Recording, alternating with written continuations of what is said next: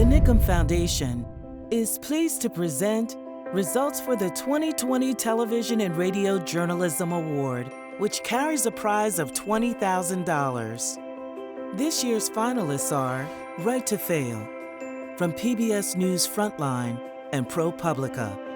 The Inventor, Out for Blood in Silicon Valley, aired on HBO.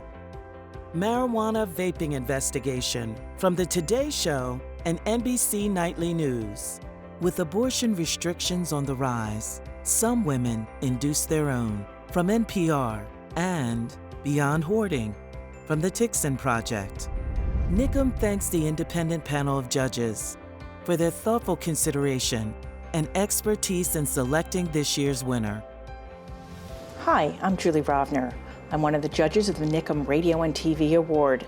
This year's award goes to Predator on the Reservation from Frontline and the Wall Street Journal.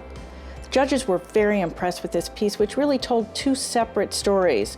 One about how the bureaucracy of the Indian Health Service managed to sweep under the rug dozens of accusations of child abuse by one of its pediatricians over 2 decades in 2 different states. But the piece also looked in depth at the effect of the abuse itself on the children and what happened to them as they grew into adulthood. And now, to accept the award is Chris Weaver of the Wall Street Journal.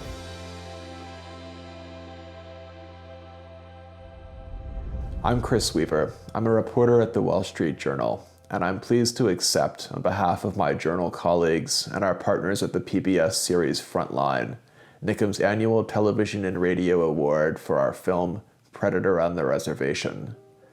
The film tells the story of a U.S. Indian Health Service pediatrician who sexually abused children in his care for decades, while his managers, all federal government officials, either ignored or covered up his conduct. We were satisfied to see the film produce immediate results when the Indian Health Service was forced to change its policies to better protect children.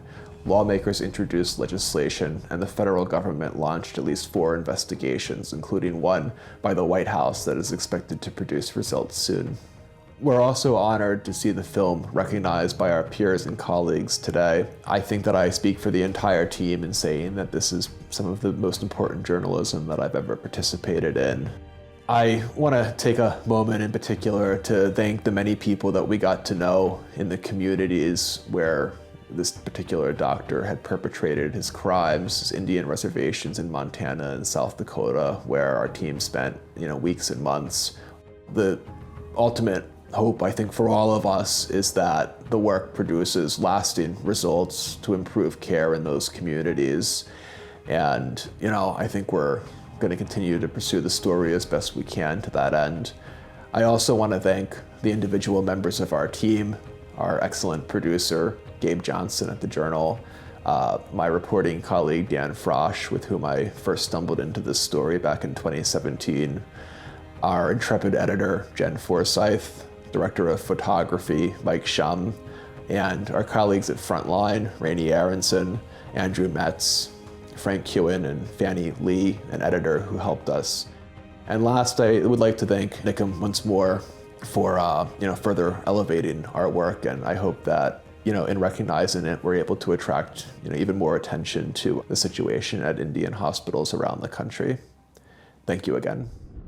To learn more about this year's awards, visit the National Institute for Healthcare Management site at www.nichcm.org.